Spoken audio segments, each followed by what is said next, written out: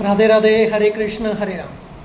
तो बहुत सारे भक्तों का प्रश्न भी आ रहा था और ये बात मैं स्वयं भी रखना चाहता हूँ ठाकुर जी की कृपा से आप सबके साथ, क्योंकि पितृपक्ष चल रहा है, अभी श्राद्ध चल रहे हैं और कल अंतिम दिन है।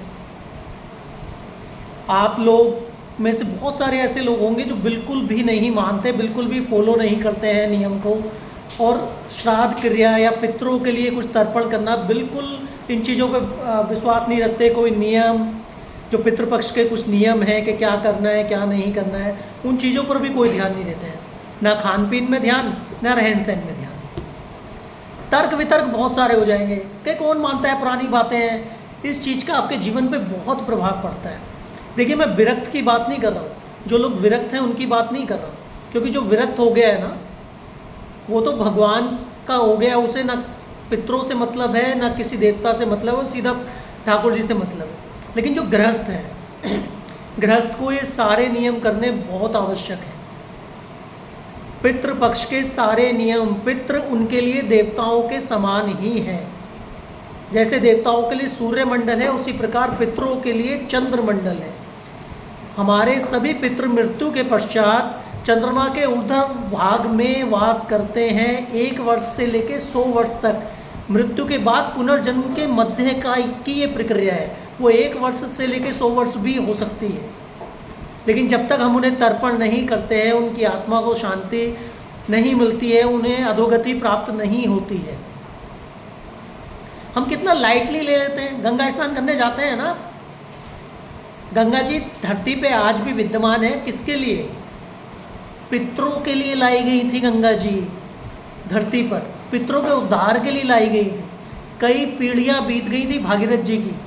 भगवान राम के ही वंशज हैं वो, भगवान राम उन्हीं के कुल में पैदा हुए थे बाद में आगे चल के।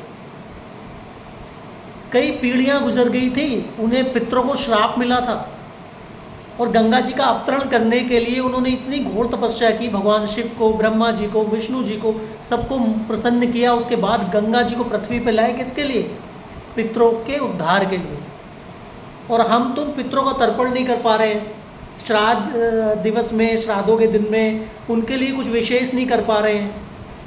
कोई नियम नहीं, ना खान पीन का, उल्टा सीधा खाना पीना, कि नॉनवेज भी चल रहा है, शराब भी पी रहे हैं, उल्टा सीधा व्यवहार भी कर रहे हैं, और पितरों का तर्पण किया नहीं जा रहा।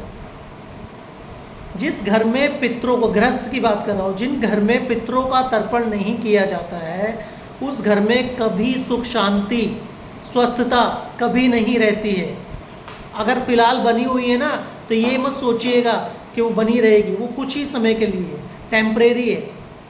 इसलिए करते रहिए, करना ज़रूरी है। अगर गलती से किसी ने अभी ये पिछले 13-14 दिन में नहीं किया है, तो कल अंतिम दिन है। अंतिम दिन में आप अपनी सारी भूल चूक मान के, पंडित जी से पूछ के, अपने सामर्थ्य अनुसार जो भी दान पुण्य पितरों के लिए तर्पण कर सकते हैं वो ज़रूर करिए।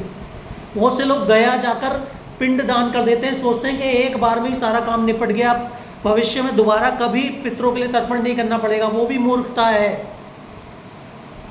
जब तक आप जीवित हैं तब तक आपको पितरों के लिए तर्पण करना जरूरी है, आवश्यक है। अगर पितृ नहीं होते तो आज आप नहीं होते, आप नहीं होते। तो गृहस्थ के लिए नियम आवश्यक है। इन तर्कों और कुतर्कों में मत जाइए, इन मूर्खताओं में मत जाइए कि आजकल कौन करता है ये सब पुरानी बातें, ऐसा करना नहीं। ये सब फालतू की बातें हैं। एक सनातनी को, एक गृहस्थ को ये करना आवश्यक है। ठीक है, तो ज़रूर फॉलो करिएगा। राधे राधे, हरे कृष्ण हरे राम।